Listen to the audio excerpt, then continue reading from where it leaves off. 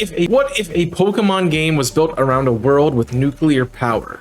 Pokemon Uranium is a fan game that was created in 2016, and it hosts over 150 new forms of Pokemon and includes a new Pokemon type. Originally, I was doing the best team only on main series Pokemon games. However, in 2020, I started covering some of the fan-made Pokemon games that I have enjoyed over the years. What's good, Chaotic Nation? It's your boy Chaos here, and today I'm back with the best team series, this time covering the beloved Pokemon fan game, Pokemon Uranium. If you're unfamiliar with the best team series, we create a team that is best to take on a specific Pokemon game by being able to defeat its important battles such as gym leaders, Elite Four members, rivals, evil team, and champion. I will note that this is the best team, and it is an opinionated video, but it is based on analytics considering available encounters, their abilities, and their movesets. My best team may not be your best team, but these are my suggestions for a team that I have found to work the best in Tandor. Each team begins with our choice of a starter Pokemon, and since it is the first Pokemon we are able to obtain in any given Pokemon game. The starters in Pokemon Uranium have a mystery dungeon twist that allow you to choose your starter based on your battle style. You will answer a survey, and what you get from the survey will determine what your starter Pokemon is. This is a great feature, however, we want a specific starter Pokemon for this game, Raptorch. Both Electux and Orkings have usable abilities on other teams, but Raptorch is too good of a Pokemon to leave behind. Make sure when you're answering the survey that you answer all the text in Bimbo survey with the words in red, since that will guarantee our fire type starter. Our Chili should have the moves Flamethrower, Earthquake, Brick Break, and Rock Slide. Flamethrower is learned at level 36, Earthquake is learned at level 51, Brick Break is received after you defeat Davern, and Rock Slide can be found on Route 9. Our Chili's has a Mega Form that is incredibly useful since it has the Drought ability, which can help some of our other teammates since it sets up the sun. Our Chili's should be used to take on Theo's Splendifowl, Nucleon, and Metalinks, Maria if needed, Davern's Tofurang, Callie to set up Sun for Co-Cancer in the Tandor Championship, Sheldon's team, Tico's team, Rosalind's Miasmatic and Gargalith, Virne's Alpico and Alderind, Fafnir, Frostra, and Ampharos, Kaito's team, Hinata's team, just don't let the sun go up, Goldcorn's Tansker, Splendifowl, Whimsicott, and Ampharos, Angelica's Nymphora and Alpico, Hokage, Spawnery, Bubble, Tuberil, and Daikuna if needed, Larkspur's team, Curie's team, Acton, and Urain. Generally, our Chili's is a good option for a revenge killer due to its speed. Just know that it is the definition of a glass cannon, and as you can see, our Chili's deals with pretty much everything that we're going to be covering in this game, so it's a really good starter option, whereas some of the other two have problems with some specific fights. Now to build the rest of the team based around our starter. These Pokemon are limited to just being before the third gym, so I have to get all of the encounters before then. Passage Cave and Route 2 will be a great location to grab our first few encounters. First up is Barula, which we will evolve into Garurul. Garurul should know Iron Head, Head Smash, Toxic, and Rock Polish. Iron Head is learned at level 44, Head Smash is learned at level 49, Toxic can be obtained in Amatri Town or Venessi City, and Rock Polish is learned at level 17. This should be your main counter for nuclear Pokemon you experience in the game, since it is the only thing in the game that resists nuclear attacks. Steel is the only typing that resists nuclear, and this is the only pure steel type in the game. Garurul helps with Theo's Splendifowl, Miasmatic, and Nucleon. Maria's the Shouton, Tansker, Dunsarap, Flyger, and Kirakorn.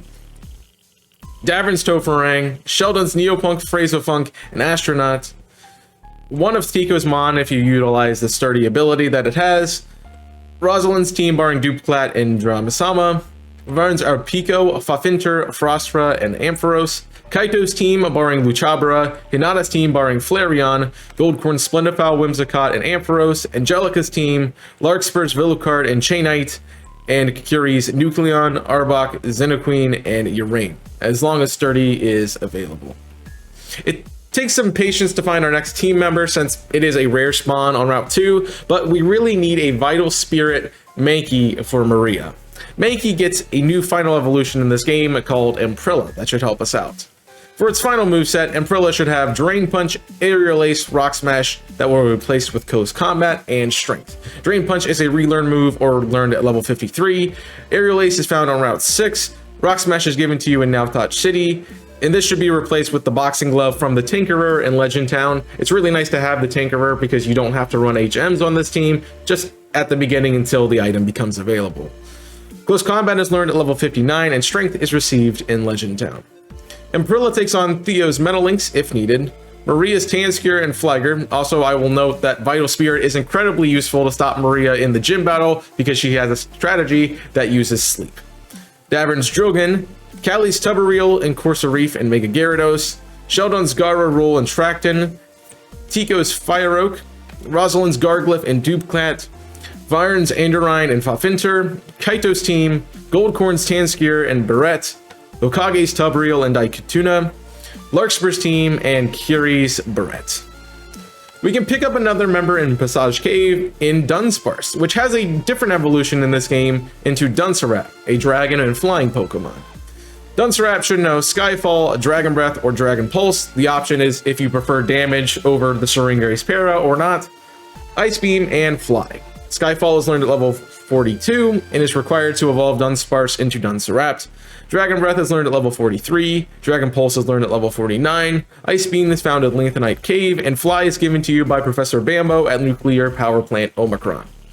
Dunsarap can be helpful with Theo's Splendifowl and Heroaloon, Maria's Flying types, Davin's Turlard, Gliscor and Drogon, Callie's Cocancer, Tico's Fire Oak, Vern's Dunsarap and Frostva if you like danger, Kaito's Luchabra, Hinata's Kolith, Jellin and Whimsicott, Goldcorn, Splendifowl, Heroaloon and Barrette, Hokage's Spawnery, and Larkspur's Luchabra.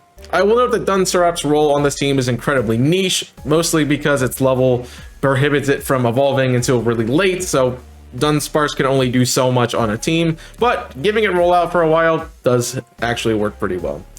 However, also, it is one of the only Pokemon that can deal with some of these late game encounters, such as Varn's Gym, so it is really good to have on this team. Just before reaching our second gym, we can pick up our fifth team member, Weasel, and eventually Floetzel.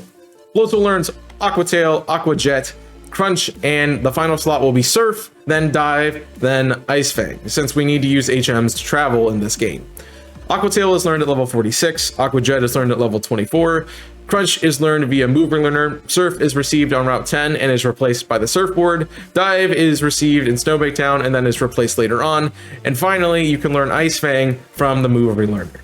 With this moveset, Floetzel deals with Theo's Heroaloon and Escartress, Davern's Ground and Rock types, Callie's Corsareef, Brainor and Escartress, Sheldon's Astronite, Tico's team, Rosalind's Garglyph and Dramasama, Vyron's Andorine, Hinata's Flareon, Goldcorn's Heroaloon, and Curie's Nucleon. Aqua Jet is really good for revenge killing in this game, so if you find something, specifically a nuclear Pokemon that has low health, you can just bring in Floetzel and click Aqua Jet. Makes the game a lot easier and definitely a great member for this team.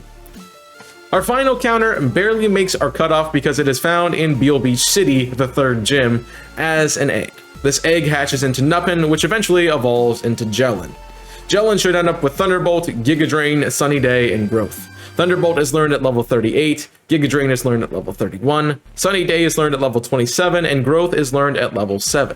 Jellin helps take on Theo's Splendifowl and Escartress, and Heroaloon, Maria's Ashouton in the championship, Davern's Bubblerog, Turlard and Drogon in the championship, Callie's team, Sheldon's Neopunk, Phrasofunk, and Astronite, Tico's Page in the Sun, Rosalind's Garglyph, Goldcorn's Splendifowl, Angelica's Serentide, Hokage's team, and Curie if you can get the Sun up.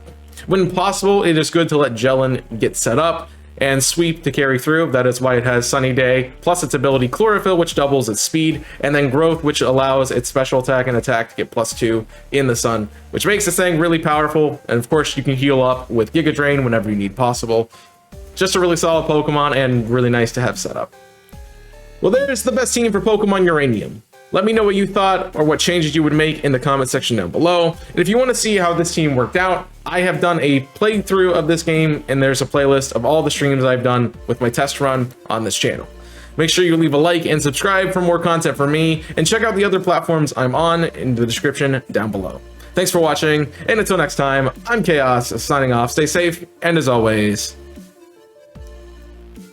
burn it up.